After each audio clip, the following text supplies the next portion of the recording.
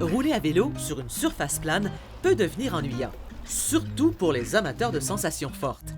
Suite au budget participatif citoyen, la Pump Track Rimouski a vu le jour. Un succès fou au cours de l'été passé. Rappelons que ce type d'installation se veut un parcours en boucle fermée constitué de plusieurs bosses consécutives et de virages relevés. C'est un parcours qui développe beaucoup la relation entre le cycliste et sa bécane à tous les égards. Hein. Donc, vraiment, autant j'ai amené des athlètes en vélo de route ici, puis on s'est bien amusé. Là. Ouais, hein? Donc, tu sais, c'est juste une corde de plus à leur arc de bien comprendre comment leur vélo fonctionne.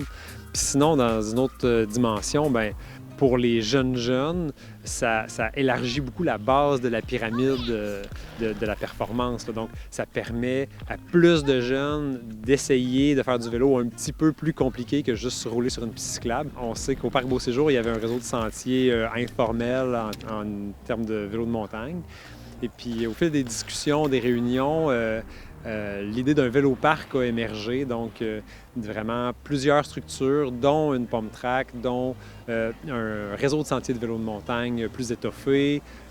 Et là, avec les discussions avec la Ville, on a fini par séparer les choses, de dire, tous ces éléments-là sont des besoins, mais peut-être qu'on est capable de faire mieux pour le grand public. Et donc, l'idée de Pump Track elle-même a été séparée puis proposée dans le budget participatif citoyen là, comme une des pierres de ce grand édifice qu'on veut dans le monde cycliste à Rimouski.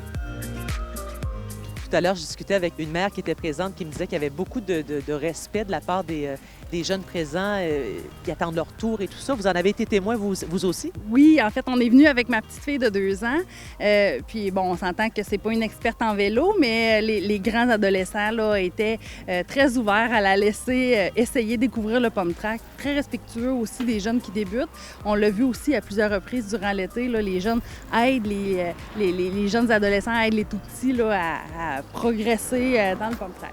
Le budget participatif citoyen a placé 75 000 dans la réalisation de la Pump Track.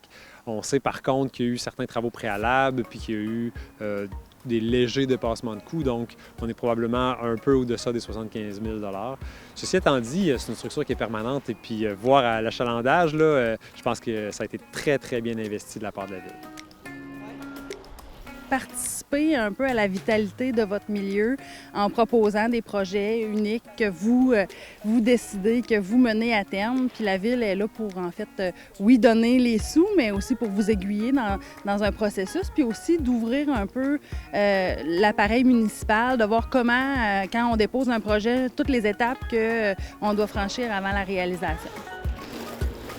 Il y a beaucoup de support de la Ville, hein? Donc ça, il ne faut pas être gêné. Là. À partir du moment où l'idée émerge, la Ville est là pour nous aider, pour nous guider à savoir est-ce que c'est une idée qui rentre dans le cadre du budget participatif citoyen ou pas, est-ce que ça cadre bien.